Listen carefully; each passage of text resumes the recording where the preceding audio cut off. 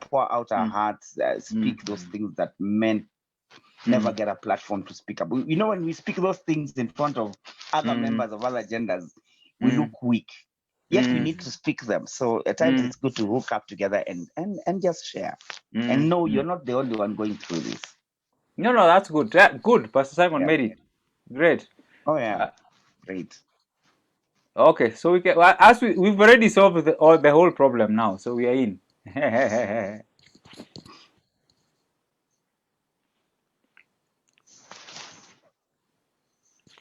You're muted. That's good. That's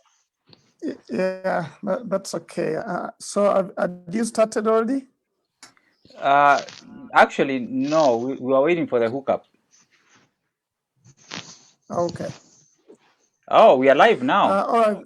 Great, we're live now. So I think we can start off. I've just arrived. Somehow I made it. I'm glad to see all of you guys. Good to see you too, Pastor. Yeah, welcome to the men's conference. And those of you on Facebook, we are glad to join you. We are sorry for the delays. I was held up in traffic, and the gentleman in this men's conference had some technical issues as well. So welcome everyone. We're glad to be here today. Ladies, I'm sure you've joined us. We said you could listen in, and feel free to make a comment on Facebook. But this is really a men's only conversation. And so we're glad that the men are here. And I think I'll let the men just introduce themselves, and starting with Kiama Mugambi. You can just introduce yourself and say something about what you do, and we'll get this going. Sure, thank you so much. My name is Kiama Mugambi, as you heard. I'm one of the pastors at large at Mavuno. By profession, I'm an academic. I teach and research, about different aspects of the continent. All right, thank you very much. And we're glad that you are here. Of course, you're a man, and you have a lot to share around this topic. Then we have my guy from another mother, the guy from my county, Victor Mbuvi. I didn't even know you're called Victor. I just know Mbuvi. Yeah. My first name is Victor, yes. That's my first name. My name is Victor Mbuvi, or Mbuvi if you like. I'm a gospel musician, gospel artist, or gospel minister, if you like. And I'm also a TV presenter. I have a show called Coffee with Mbuvi, of which I'll be invited quite a number of you very soon. And I also do another show called Gospel 10, just highlighting on good gospel music. Okay, and we're glad that you're here. There's a lot that you can contribute. And thank you, my sir. good friend, Mike Washira. It looks like today is just Pastor K and myself who are not TV hosts. The rest of you are just well-known personalities. So Mike, you're welcome. We're glad you're here. Please go ahead and just introduce yourself. Asante sana. Thank you so much for having me on this panel. My name is Mike Washira. I'm a TV host for a show called The Loop on K24 every Friday at 9 p.m. with Valentine Joroge. I also do radio. I'm also a human rights activist and lawyer, and a champion for gender equality. And the work that I do also involves championing the rights of women and girls in Kenya. Thank you. Yeah. Wow. All right. Well, thank you. Now that you're going to speak for the girl child as well, we're glad that you're here. They're represented very well. They're well represented, and we are all here. So I think let's start with you, Mbuvi. Yes. Why did men start this men's conference? Because I think some women think we were running away from them instead of running towards them. We're running away from the ladies. And how do you see it? Actually, it did start as a joke, a satire. We just spoken about it a few minutes ago. It started off satirically, and guys were just making fun of it. What is your excuse for not being there for Valentine's, that we don't want to buy flowers? It was a joke. Then all of a sudden, a couple of people actually picked it up. I remember Robert Burale last year picked it up and actually held a men's conference. And we were able to make it serious and discuss issues that pertaining to men. We were able to give each other shoulders in discussions that probably we would not be able to talk about when we are just the whole society. I remember even when we were doing some of it's very hard as a musician, it's very hard to get men excited and jumping up and everything. But I remember I performed and all the men were up there. There are no people looking at them as because we are not termed as emotional being, yet we are. But people don't expect us to share emotion. That time we actually let loose. We actually let loose in front of each other. So I think that it started satirically, but it's probably a forum that needs to address quite a number of issues that men have. Okay. So you think, it started as a joke, but it's actually become a need for men just to gather together. Of course, I don't know that we have to gather around Valentine's. Mike Washira, are the women feeling like we're running away from them? Is this the case? Are they feeling like we're just being cowards?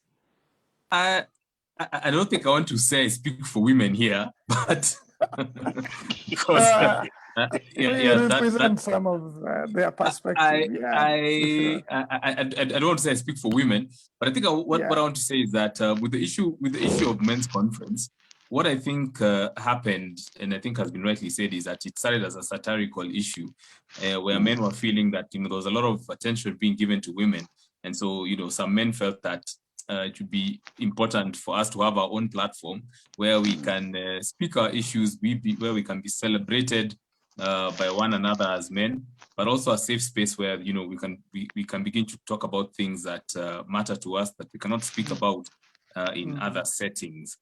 And so I think there's still a conversation to be had about whether that space for men is truly transformational, or whether it's still a satirical space where men use it to talk about their issues, or is it a platform that men use to sort of get back at women? And so there's still that conversation about where we want to take this men's conference issue and how we want to shape it to be a platform where men can really talk about things that are of value to us. That's right. And I love what you're saying. I think as men, there's always been a need that we need to pull away and be ourselves and be able to talk. Just what Mbuvi is saying. When the men gather together, they freely express themselves.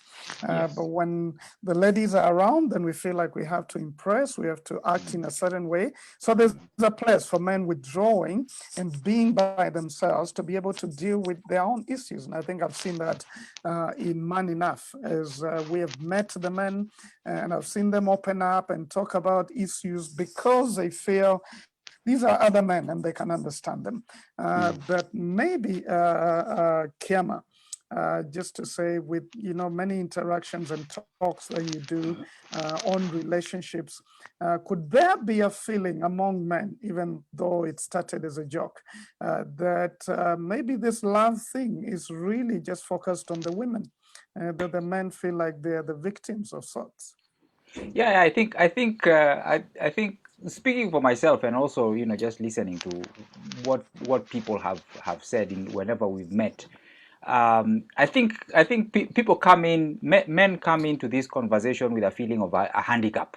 You feel like you come in as a guy and you think the lady is like 10 steps ahead. First of all, she's she's wired in a different way. So she's wired to be emotional, to be caring, to be nurturing, all of the kind of things that you want to connect with the fuzzy feelings of love. That's the first thing. The second thing, which is it puts you like another 10 steps back, is that the lady can be able to articulate those feelings. She can find the words to say what she feels.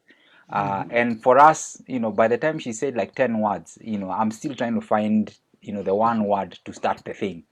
And I think already then you feel, you're behind on that. And I think once you get into that conversation as a guy, you already feel, I have nothing to say, or when I actually find what to say, then the words or the moment has passed away. And I think this feeling is exacerbated in times like this, in times like, on Valentine's Day, on your wedding anniversary, on, moments like those, kind of bring up those memories of the fact that you are so behind in the conversation already.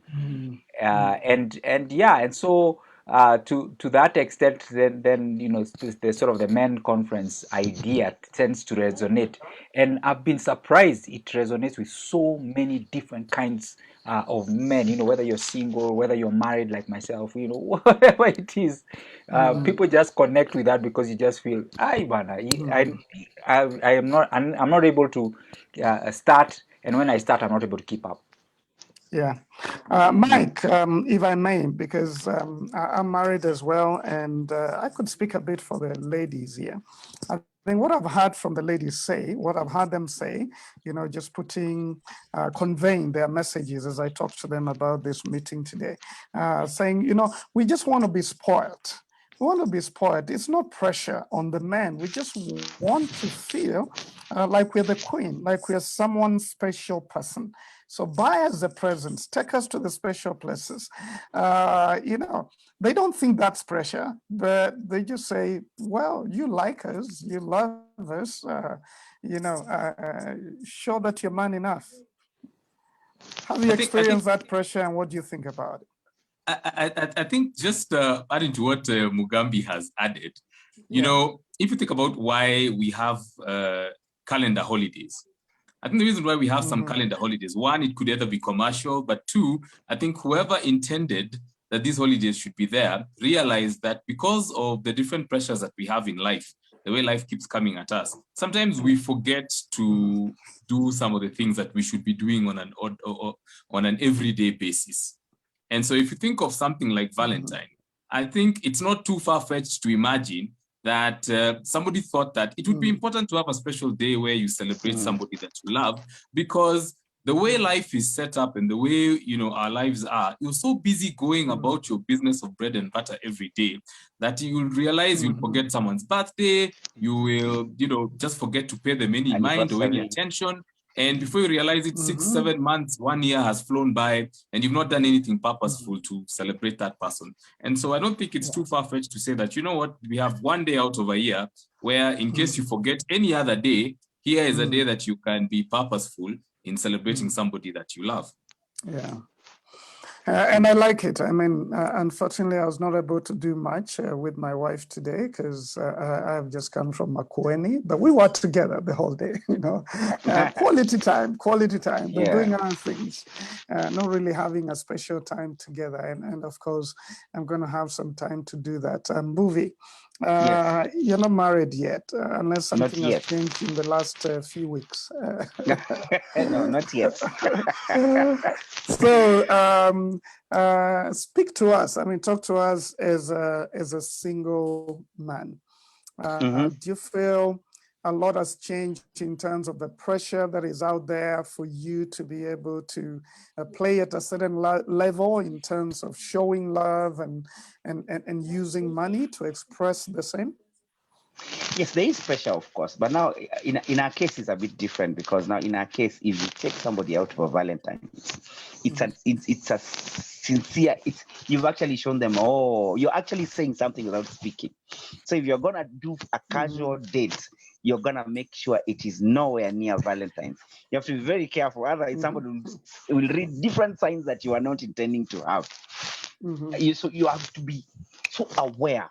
Because you could just want to go for coffee with somebody, just to catch up, And should it fall on a 14th of February, then you're in a lot of trouble. There's a lot of pressure.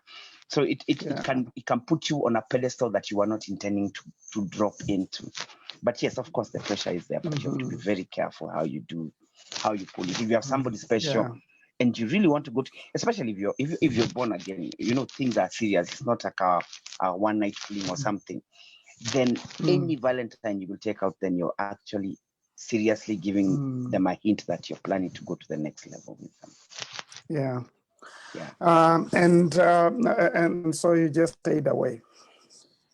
I stayed away, but I only stayed away because I had a crazy day yesterday. I had a gig yesterday, and so I totally stayed away. It's not to put you under pressure. You know?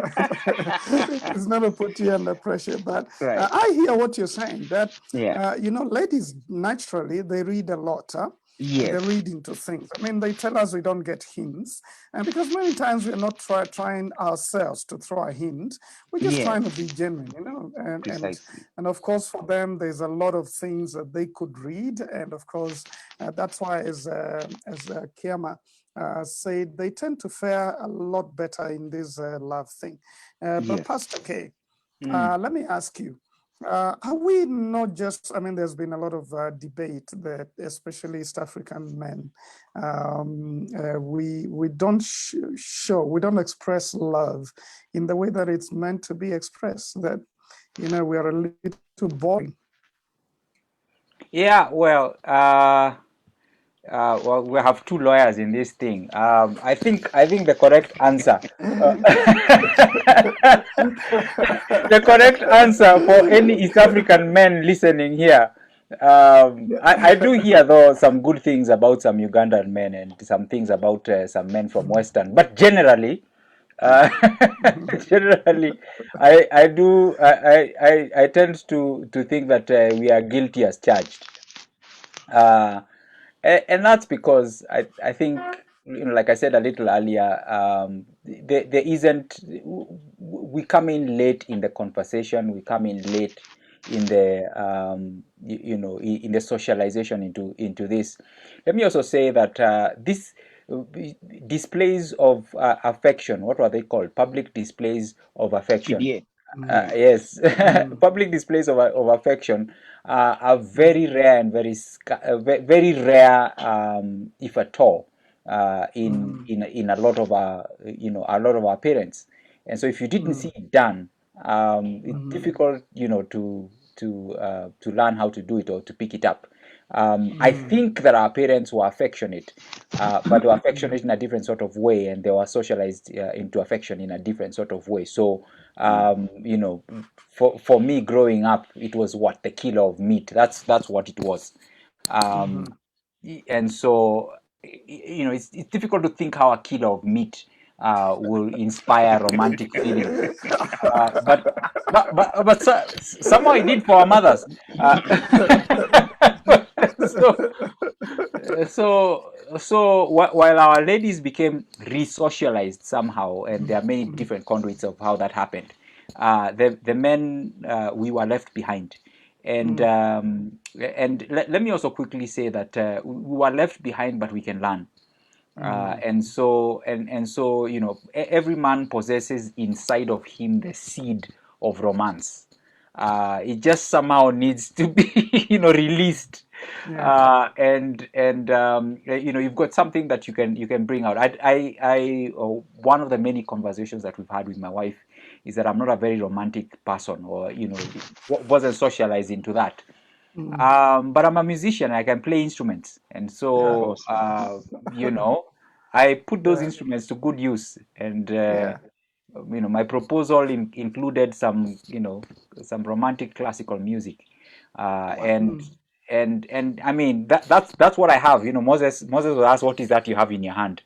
And for men listening over here and thinking, you know, I really don't have this thing, you know, I don't have, there's something you have. You just look, you've got it. You know, maybe you can play an instrument, maybe you can play a radio that can play an instrument, you know, whatever it is. Maybe you have a good device with good sound, you know. Maybe a movie you can sing. Movie, you know. I hope you're taking notes, you know, some ways that you can really make this romantic. I mean, some of us, like Mike and I, or am I speaking for you? We can't sing, but we'll do some other things. Which, I'm really taking notes, and I think we'll do something else. Yes. Kiama's folks had the song Nyambura, I love you like fish and chips. Nyambura nakupenda kama nyama choma. So I guess that's why they were buying the meat. But now music has changed. We have to change our ways now. I think also there's the issue of you know, who is the one who defines what an expression of love should be like. And if you look at our socialization, the first expressions of love that we see are between our parents. As growing up as children, you see how your dad treats your mom on a special holiday. If he does nothing, you'll be like, oh, okay, so it's not that big of a deal. And so that's where we learn. That's where we pick our first ideas of expressions of love. But as we grow older, popular culture plays a very big role in that. And so we begin to read romantic novels, we begin to listen to music, and we watch movies. And so the expressions of love that we see there are what we take to be the standard or the SI unit for how one expresses their love. Now, of course, those are very Western concepts. And when you bring them into a setting like ours, and suddenly that is a yardstick you're being held against. If you're not comfortable with those sorts of expressions of love, then you are, judged very harshly. And whereas there might be another way that you could express your love that is not what is seen in movies or what is sung about in songs. And so I think the idea then should be for everybody in their relationship to work out what their expressions of love should be towards one another, without them generally feeling that they should be pressured by what's happening in the environment around them. Yeah, that's true, Mike. I mean, there's a culture, and sometimes the ladies say we just really blame the culture, but they say, there's some natural things like you need to show that you care. And part of caring is being able to help in the kitchen. You don't just sit there and say culture says you sit back, and yet I'm here, killing myself. I've worked the whole day. So I think there's some general, basic principles of love. And one of them is care. And Mike, you've been married for a while. What are some of the others that you feel as men we need to grow in spite of the cultural socialization and inhibitions of public affection? But there are some things you can learn and we can begin to show our women without necessarily being Western. Yeah, I think it's just one is to be considerate of the fact that there are demands and pressures on both your time and energy in equal measure, and maybe for some even more. You'll be in a situation where you'll find that a man will come home from work and expect that his wife will also come home from work and cook and clean and take care of him and help the child do the homework. Whereas he's too tired to do anything after he gets home. I think it's also just to be considerate and say, you know what, even though traditional culture demands certain things, that I'm considerate enough to see that my wife has come home equally as tired as I am, and there's some things that I can do to help around the house to make life just easier for the both of us. And so that's one. But I think also the second thing is also to be supportive, because, and this cuts across both ways. Supportive in the sense that, in her career, in some of the choices that she wants to make, in some of the directions that she wants to go, be supportive in terms of also being present and giving her my time to be able to have these conversations about some of her fears and some of the things that she wants to achieve in life, just as she should be there for me for those conversations as well. So I think just being supportive, being considerate, extending each other grace. There's a lot of grace that you find that your well needs to be extremely deep. The longer you're married, the deeper the well of grace should be, because you need to extend to each other a lot of grace and a lot of patience and a lot of understanding and forgiveness as well. So those are some of the things I think that are really important in relationships. Let me add over there and say, Go ahead. To be very honest, they're also the basic things.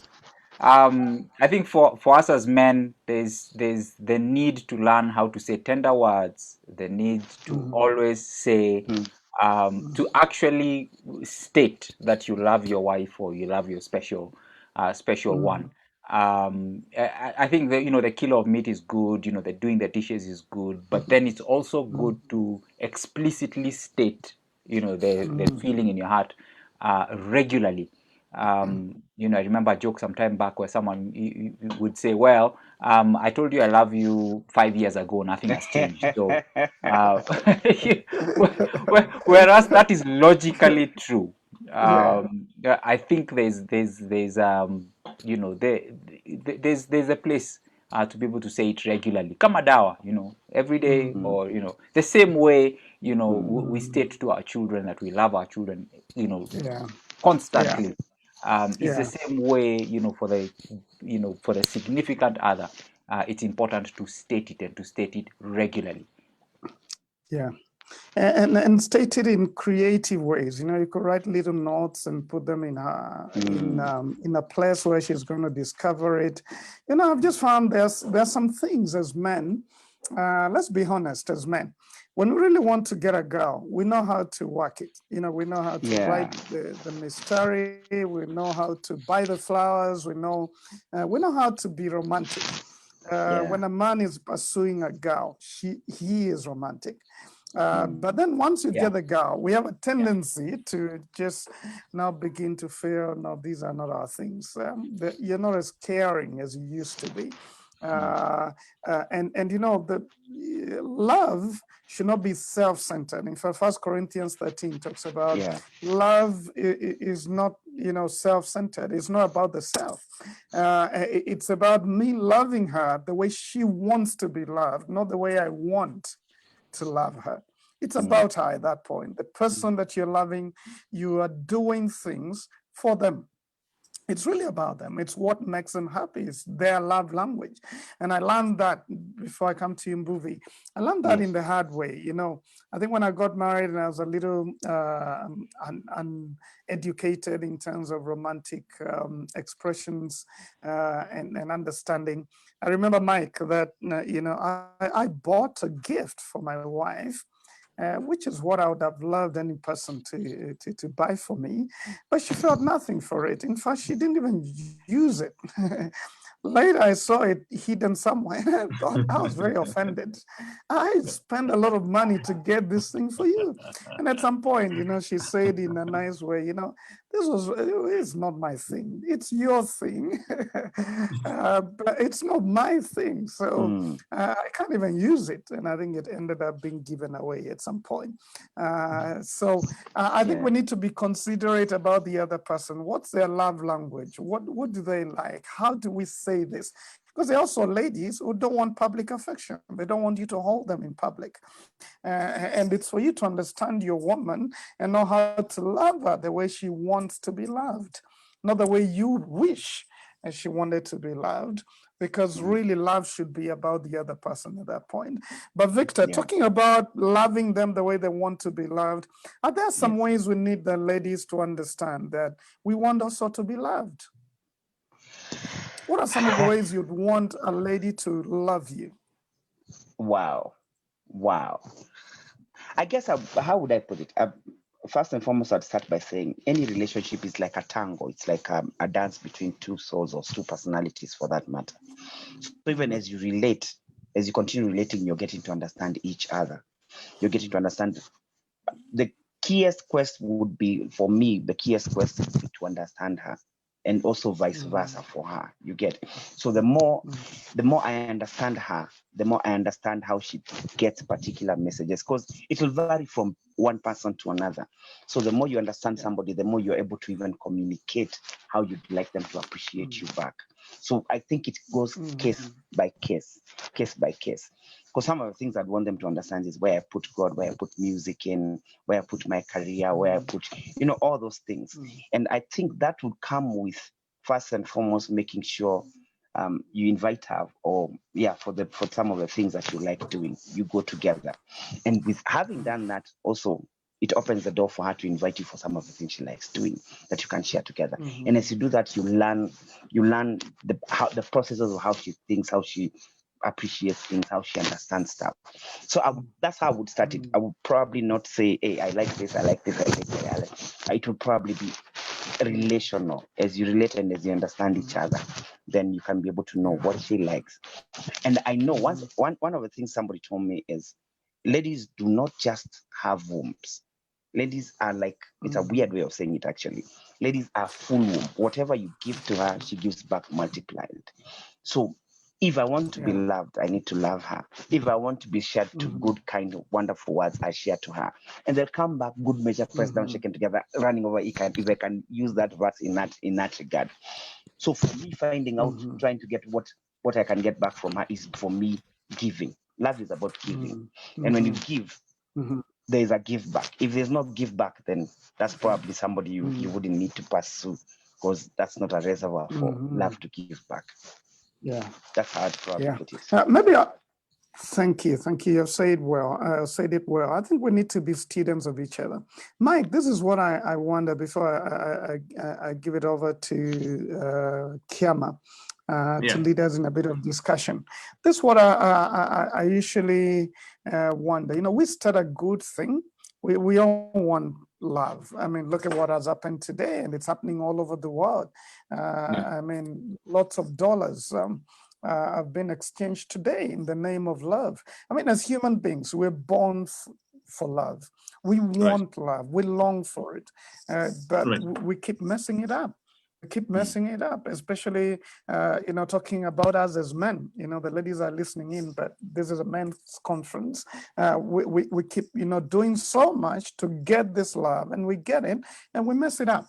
And with your interactions and involvement in the media, what are some of the ways you have seen that as men, we just don't experience the best of love because we do some things that just mess it up? I think, Percy, that's a very complicated question. I don't think it has, it's not a very linear answer because it's got very, very many layers. You see, okay, so I think I'll begin with the question you asked about how men want to be loved. I think for most men generally, if there is recognition, there's affirmation, there's some patience, and there's love. I think for most men, you want the things that you're doing for the woman you love to be recognized. You want to be affirmed for the effort that you're making.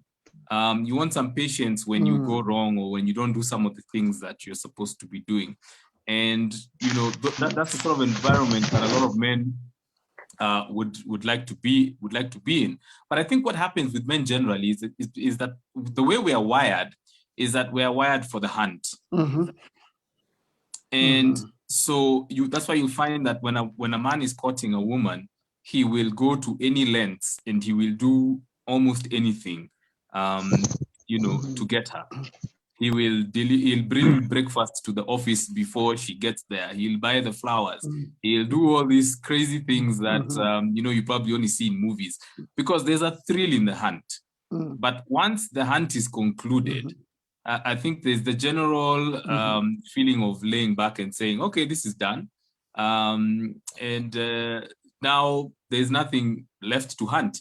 And I think the challenge for men should be to try and see how to make the relationship a continuous hunt and hunt in different ways so that you keep that excitement going on in the relationship so that you feel that there's a reason for you to still want to do these things that you were doing when you were courting the woman that you were with or your partner. But then that said, also there are a lot of things that we don't take into consideration that happen to us. For example, you will get into a relationship and now you're two of you, whereas you were one person before. And now there are things to consider about you and your partner.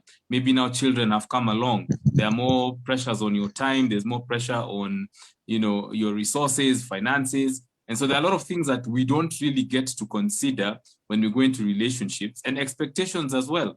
Like how am I expecting to be treated, or how am I expecting this relationship to be vis-a-vis how my partner is expecting it? And so we bring all this into a relationship. And if we don't navigate it properly, then we find that we're being overtaken by some of the events that happen to us. Life happens to us at different speeds and at different, you know, velocity. And so all that contributes to how a relationship turns out. Yeah, that's right. And I think I love what you're saying about the hand. Before I come to you, Kiama, because I think many times we hand and then now we take this trophy and put her up in the house, and we no longer listen to her, we no longer check on her, we no longer, I mean, I've been there myself. I'm not perfect. I've gotten to a point where I realized I wasn't just listening to my wife, especially during the drama stage, in our third, fourth year. I just wanted her to be everything for me, to be the queen, to do all of this, but I wasn't even listening. And I wasn't, you know, checking on her and wondering what's going on. and she got wounded. And one day she burst out just crying. And I realized that, I had neglected her. So I think to speak to us as men, we want a good marriage. We need to get to a point where we can begin to listen. And let me just read a few things that those who are online are saying. Amani Bawata says, I agree. We need to learn to explicitly state our feelings and affirm our love. Of course, accompanying those words with actions is in order. I love it because love without action is dead, right? Then Mary Kieti says this is the best and true men's conference, the only men's conference where ladies are seated on the front row. Patti Muthegi says, great conversation, and she quotes a verse, Romans 12:10, be devoted to one another in love, honor one another above yourselves. I love that. Honor one another above ourselves. And over to you, Pastor K. But let's begin with this. Men want respect. Bhuvi and Mike, we have done marital counseling for a long time. I've never had a man say, I don't feel well loved. They never say that. They always say, I don't feel respected. Because to a man, love is spelled respect.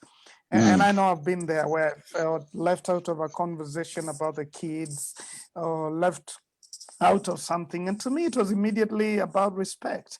If you respect me, but to her is about if you love me. Can you help us a bit, Kema, just understand that part and maybe help the women as well understand that we're so ego-driven, and ego is not bad, it's what you do with it, that respect is a big deal for us. Yeah. So I think I like something that you said a little earlier. Love is spelled respect. I think there's a way in which we are wired as guys, and it's connected with what we do. Our identity is connected very very closely with what we do and what we've achieved. And I know I'm making a real big generalization here because not every man is like that, but generally, and I think because of that, I think there's a sense in which your view of yourself is somehow connected to what you're able to produce and what recognition that brings. And I think that's why respect is such a big thing. I want to feel I don't want to feel belittled. I want to feel accepted for who I am and for that part of my identity that makes a difference. Which is why when for most men, when you come home from work, you don't want to come back into chaos. You don't want to come back. You want to come back into a space where there's a recognition that you have pretty much a status in that little kingdom, I think, is what I've had people say. And I think and I think there's a growing movement now because of some of our failures as men, that seeks to I don't know whether it's to undermine or to deny or to to attack that sense of self and sense of identity, because part of it comes because of our failures as men, because we have abused that, and there's a reaction to that is coming and saying, no, men,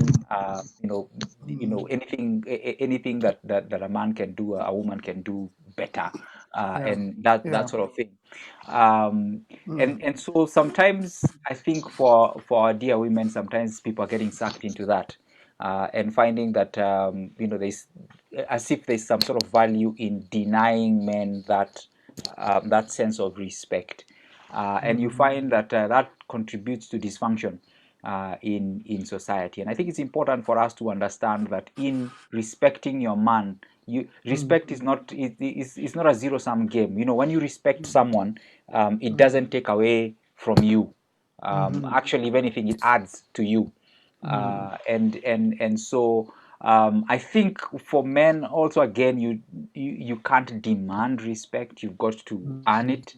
Yeah. It can be given to you, but at some point, you can't, it's not like an endless, well that is just giving you respect. You've got to, you've got to show that you're worthy of that respect by the way you treat people, the way you treat your woman, the way you treat the people who are around, by what you do with yourself, by what you bring, contribute to the table. And even if you're not able to contribute monetarily to the table, you're able to contribute, in terms of ideas, and contribute in terms of your masculinity, and leverage it for the benefit of your of your loved one, and of your family, and the people close to you. So I think it's a two-way thing, and I think that the biggest thing that I want to say here, especially for the men, is you want to love your wife, you want to be affectionate to her, or love your loved one and be affectionate to her, but also you need to be a man worthy of respect in that relationship.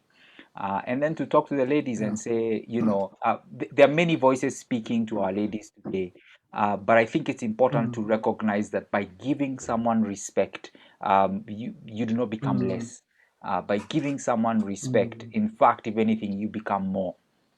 And I think That's true. there's something that comes in over there that I think can really build a society if we do that to Yeah. one another. That's right. And I think it's a genuine need. If we're going to experience this love thing in a great way, then we need to realize, give to me what I need, I give to you what you need, and we are Yeah. happy. I need to love my wife the way she wants to be loved, but she needs to realize that my need for respect, it's not just, useless ego. It's actually a reality. And once we take each other that way, then we're going to go far. Washira, as you think about this, because it's going to be a good discussion as we come towards the other side of concluding. Culturally, was love, and you could think about it as I invite Mbuvi to say something. Culturally, was love centered around the man? And now is it moving towards the women? Has there been imbalance in terms of the way it's shifted? Just if you think about culture, it was almost like all about the man and what he wants, but it seems to have shifted quite a bit. I'd love for you to comment on that as well in terms of trends. But Mbuvi, what are some of the ways you're eligible bachelor? And there are some people, watching you and praying right now. But we're not selling you, we're just saying. But for yourself, how would you say, what's respect for you? Because sometimes women say, so this respect thing you keep talking about, how does it look like? How does it look like? So for you, Mbuvi, as a person, as a man, how do you see respect when it's given to you? What's not respect and what's respect? Well, I consider the things that I value most, the things that make me, the things that give me and form me as Mbuvi and my character of high esteem. And those are the things when you value them as I value, you seek, not necessarily value them as I do, because it's a process. If you seek to value those and I see an attempt to value those, then I feel respected in that regard. The things that keep me going, the things that keep me Mbuvi. Because at the end of the day, I look at it this way, because at the end of the day, if you're getting to in any relationship, you're trying to make it permanent. So when you're making it permanent, there's a name that you give. So there has to be respect accorded so that you can say, hey, this person is worthy of carrying this name of mine. This person is worthy of bearing the name Mbuvi, if it is Mrs. Mbuvi for that matter. So the things I value the most, the God character, the things I value the most, the music, the things that the friends that I keep, those things, if you respect those things, you may not necessarily even love some of them. Unaweza kuta upendi some of my friends, but you respect the fact that those are the friends that I keep in hold.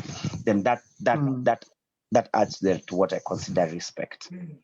That is what I would consider, or how my way of thinking, my frame of thought. You could feel like my frame of, you might come in and feel, because no one thinks perfect. You might feel my train of thinking isn't it. But how you will approach that in terms of correction is very key. Because in any relationship, communication is of key importance. So how you will approach that will really mean a lot to me. And I guess at the end of the day, also how I will lovingly try and to show you how that goes also comes in place. Yeah. I love it. And I felt like that when I was dating, that whatever I valued, my wife then now valued it and affirmed it and wanted to support it. And that really, I mean, support is a big thing for a man that I am pursuing. I'm on a mission and I feel like you're supporting me. You don't have to abandon your things to come and join me, but you're supporting my mission. You're not shooting it down. You're not, you're not trivializing it. You're seeing it for what it is, and you're supporting that. Excellent, excellent. So, Mike, over to you for that discussion. Feel free if you want to say something else a little different from that as well. But just to remind all of you that are online right now that our Man Enough program, we're actually starting another one. Another season in 2 weeks because of demand. And in case you want to sign up for that, the Man Enough and also the EZA, which is like the Woman Enough, they are starting. We are doing another online, launch.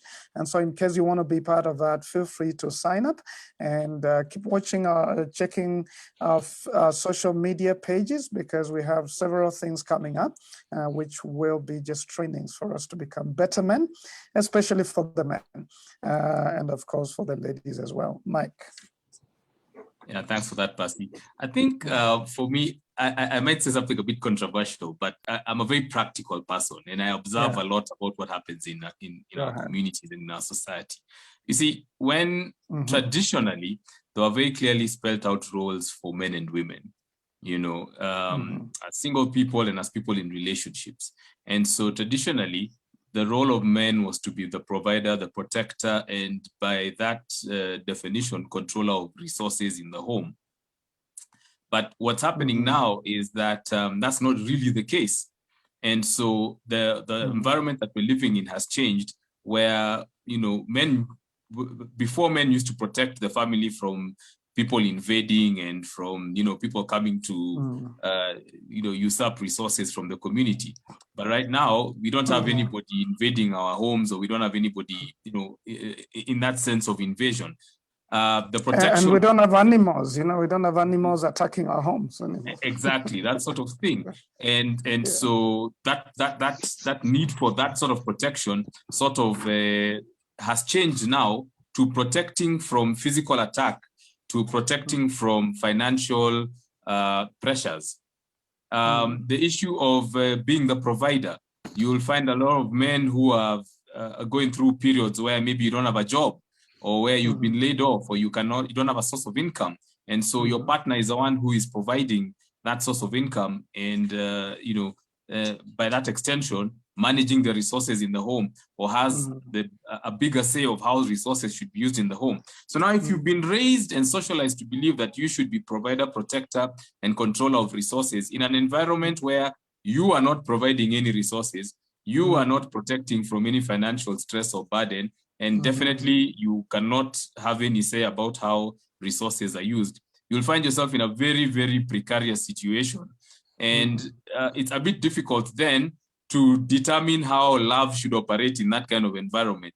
Because it will be very easy for a man who's been socialized that way to feel disrespected by a woman who is empowered enough and has the resources and the ability to, make those sorts of decisions. He'll feel like, she doesn't respect me anymore because she has money. She doesn't respect me anymore because she's the one who's paying all the bills in the house.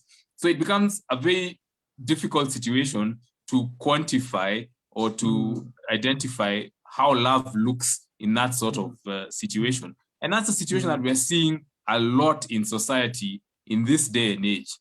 And so if we do not come to an understanding that those traditional concepts of the roles of men and women have shifted and have changed, and how we should adapt to that in a way that still provides a loving environment, an environment where there is respect mutually, and an environment where we all feel valued and we all feel like we bring something to the table. And unless and until we confront and have that conversation, we will continue to have dysfunctional relationships, and we will continue to feel this competition between men and women? Excellent, well said. And Kiema, you look like you want to say something about it, but just something out of Facebook. Thank you to all of you that are contributing. I'm surprised. I thought many of you would be out doing dinner and something like that for Valentine's, but you're right here and we're happy to have you. Yeah, I was looking for one. Mary Katie said the good addition.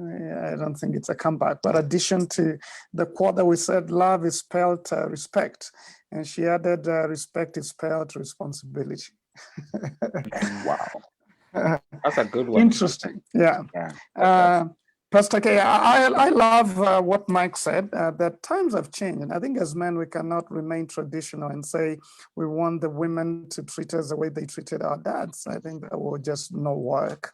But just being able to speak into these changes. And of course, there's the objective, Mike, we say in law that there's an objective test. What respect is to a man in a matatu. So there's that we need to give to everyone, whether I'm bringing in the chums or not, whether you are working or not, just respect one for another because of who we are as human beings. But yeah, society has changed in many ways. Kiema. Yeah, I really like what Micah said, and want to say something to the men here. Actually, I want to say a couple of things to two groups of men. I think number one, for all of us as men, we want to be respected. We want to be able to contribute. We want all of these things. Learn about yourself. And be comfortable in your skin. Be comfortable in your masculinity. I think one of the things that fell apart some time back is that we weren't socialized into our masculinity, and learning to be a man, whether you're bringing home the bacon or the beef, whether you're maybe not that don't have the physique to physically protect your wife. There's an inbuilt masculinity that you have that you must learn to be comfortable with and to have a sense of identity inside of.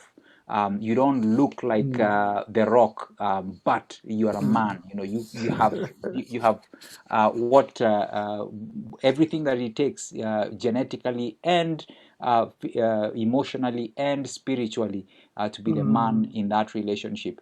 And that's why I really like, for example, the Man Enough program, because it teaches you about that. And so for any man listening to this and you're thinking, well, I like all of this stuff that they're saying, and I really want to do a good job of this, learn how to be a man. And a good place to begin, I think, for me is Man Enough.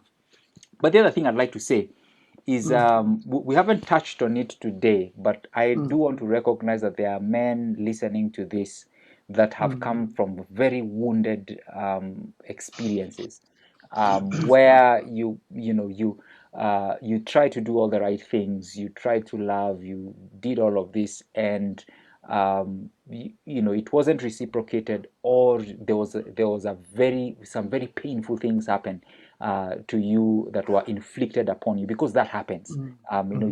We're human beings.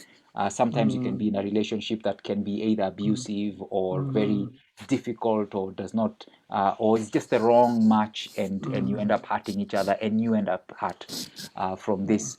What I want to say to you is, as you listen to this thing, as one who has worked with many people, counseled with many people, and even from some of my longer time ago past experiences, it is possible for you to get healing and to get back to a place of being fruitful and being able to love and love well. And so if you're in that sort of space and you're feeling, wow, I don't know, how this thing is going to be, you can get out. I just want to speak a word of hope and say that it is possible. Okay. God is able to turn that around for you if you get into the right spaces, get into the right relationships, and get focused on the word that can then bring about healing for you. Excellent. I love it. And unfortunately, we're running out of time. So in a short while, Mike, you can prepare just to give your last words to the men. And if you will, to the ladies listening in as well. Just as we discuss this matter of love, it's a big thing, makes the world turn, breaks hearts, you know. Lots of people with bleeding hearts because of this love thing. And part of it as men is what Kema is saying. Identity issues and woundedness and things we've gone through that make it very hard to express ourselves fully in terms of true love to the people that we love. But Victor. Yes. Of course, you're looking forward to settling down in a serious relationship. And I'm saying that because you're the only, no pressure. You're the only single guy here. And we love it that you're here and speaking as a single guy. Singleness is a gift. Marriage is a gift, relationship is a gift. But as you laid those foundations of relationship, just anything that you would say to the single men who are still searching, you know, some word of advice, encouragement, and maybe just a bit of explaining what anything that you've been through that has been hard, but just some words to the single men. Yes, first and foremost, I just want to peg that what I'm going to say on what we've been discussing about respect. Yes, we're saying we want to be respected.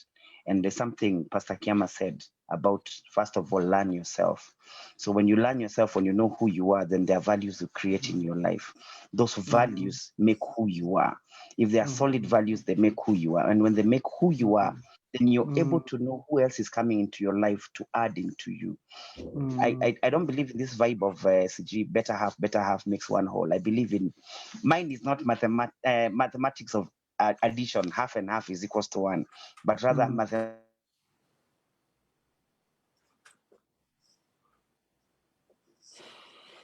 Are we losing you? Well, that was a deep point right there, man. I was getting in there. Yeah, so deep that he paused for it to sink. It couldn't. The internet couldn't carry it.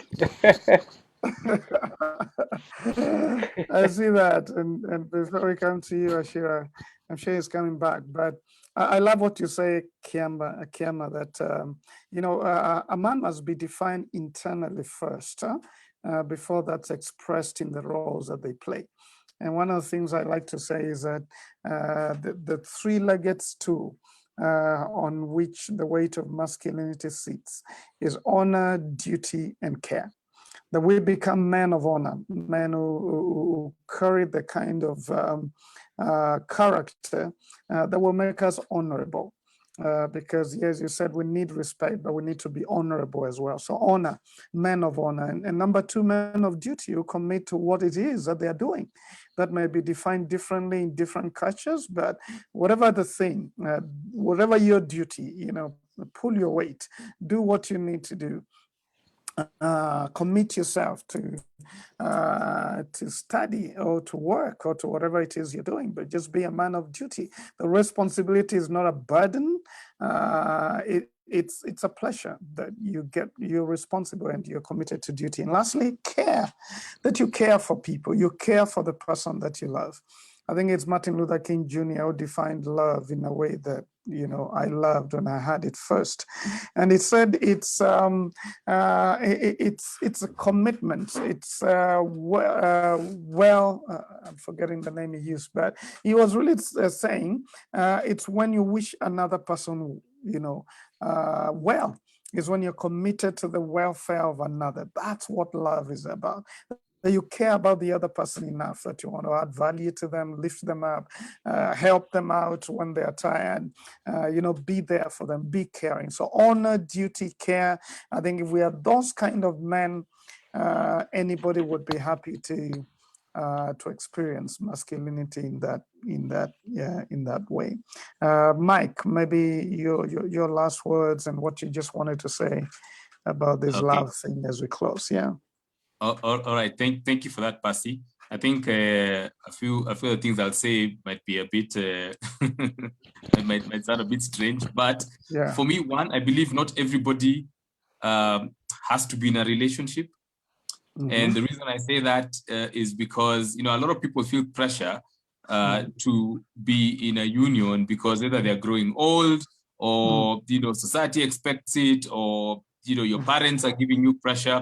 And if you feel you're not ready to be in that sort of thing, please do not do it, because then you're not in the mental and, spiritual and emotional place where you could be of value to somebody. But the second thing is, I think it's important for us to really understand ourselves and to be very self-aware, and especially about the traumas that we have and how far we have carried those traumas and the things that have hurt us. Because if you do not actively take steps to heal from things that hurt you, then you will bleed on people who didn't cut you. And so it's important for us to be able to... That's a good word. You need to say that again. Yeah, if you do not heal from the things that hurt you, then you will bleed on people who didn't cut you. Good. That's good. I love it. Yeah, that's really important. I think the other thing is that us understanding that as you go into a relationship, it is not up to your partner to be the one to fix you, to heal you, or to complete you. If you can do all those things before going into a relationship, then you remove the burden of placing all that work on your partner, and you can focus on bringing more value towards one another than the pressure and burden of fixing somebody, or being the one to heal them.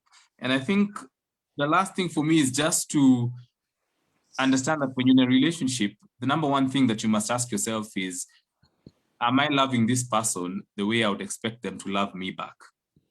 And if we put ourselves in our partner's shoes and say, if the things that I'm doing, I feel if this person did to me, I would be happy, then I'm in a good place. But if I don't think I'm doing enough and I'm not doing what I think I would expect them to do for me in return, then I have some work to do.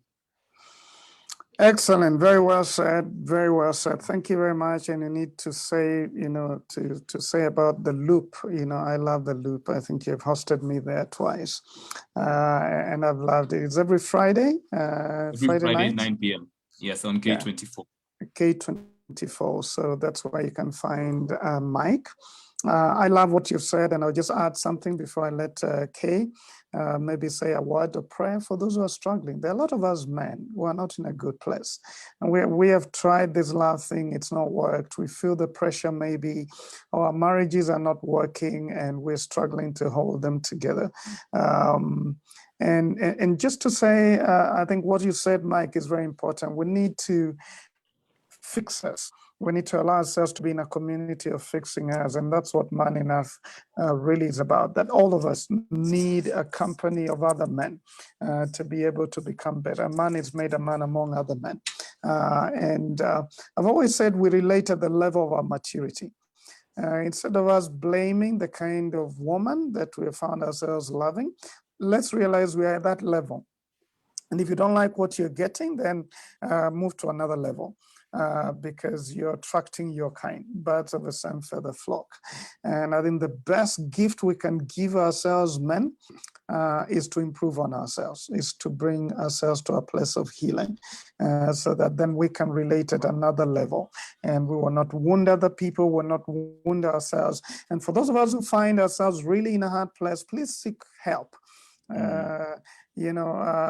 Kay here, Kema does a lot of counseling for men. I do talks and counseling for men, because I believe we need to be healthy. We need to be the kind of men that are not on the receiving end when it comes to love, that we are in a good place where we can give love from a place of victory and health. So we pray for those of us who are struggling, and we pray that we'll all add value to our lives and that our relationships will be better. Maybe last word, Kiama, and then you could say a prayer for us before we conclude. Well, thank you everyone for listening, and I think some powerful words over there, by Mike. I wouldn't want to add anything else over what has been said. you know, there's a thought that movie began, and I think it's a very, very important thought. Someone else is not going to come to make you whole. You bring your wholeness, and they bring their wholeness, and something wonderful happens when that happens. But I do want to pray, though. I do want to pray for Maybe this. as you pray, just to say, you know, I love 1 Corinthians 13, and there's a way that God teaches us love. That's why I've realized when I love at the human level, I am very limited and very selfish. But when I allow God to work out love, because the Bible says God is love, then I find myself loving in such divine ways that I'm surprised by myself. So just to say to men in this heavy responsibility, so to call it, of love, there's divine help. There is.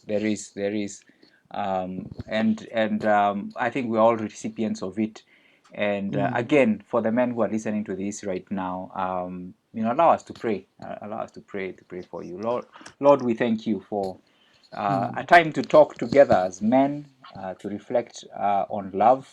Your word teaches us that you are love, and you have spoken so many things and taught us what love is, what it is not, and you have demonstrated it with your life, and even with your death on the cross and the resurrection thereafter, and the hope that we have because of that resurrection. I pray for, first of all, for men who for whom this conversation is a hard conversation because of what they've gone through, because of their own doubts about themselves, because of the pain that they have gone through, either earlier on in their lives or even more recently. And I pray that you bring about healing.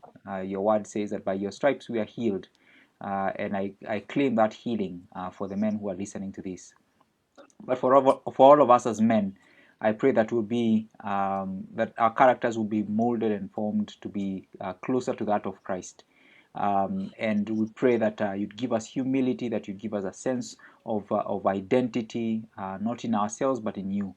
And I pray that at the end of that will be the kind of men that will be worthy of respect in our society and amongst those that we live among, and those that we love. I pray for the many ladies who are listening to this, and I pray for ladies who have been hurt by men who don't have the right masculinity, and I pray for healing for them as well. And I pray for those that you have given wonderful loved ones, men in their lives, romantically, or even husbands, or their sons, their nephews, their grandsons. Lord Jesus, I pray that for these women, you teach them how they can be loving to their men and how they can build their men. And I pray that for all of us, oh God, I pray that you would help us to form a society that is strong and one in which your love prevails. And so we commit the conversations that we've had in Jesus' name. Amen. Amen. Lovely. Thank you very much, Mike. Thank you, Kiama. Sad we lost movie in the midst of a very powerful word. But I appreciate the conversation. We're looking forward to the coming weeks. We continue with this series on relationships and love. And Mike, you're welcome to come back. Yes, thank you. I'd love to come back. Yes. Excellent contributions. And yeah, we might just invite you with your wife next time. But we would love, to hear more from you. Thank you very much. Maybe I should end by reading 1 Corinthians 13, 4-7 for all of us. Love is patient. Love is kind. It does not envy. It does not boast. It's not proud. It does not dishonor others. It's not self-seeking. It's not easily angered. It keeps no record of wrongs. Love does not delight in evil, but rejoices with the truth. It always protects, always trusts, always hopes, always preserves. Powerful words that Paul wrote, inspired by the Holy Spirit. So those are good mysteries. All right, Mike, have a good night. Say hi to your good woman, and Kiama as well. Likewise. Say hi to our boy. Sure, likewise, yeah. Thank you, guys, and have a good night. To all of you out there, happy Valentine's week. I think it goes into the week. You know, make sure you experience, you show the kind of love we've just read about to someone else. It doesn't have to be your girlfriend or boyfriend, but just to someone else. Show them the kind of love that blesses. Thank you and good night. Good night. Thank you. Thank you.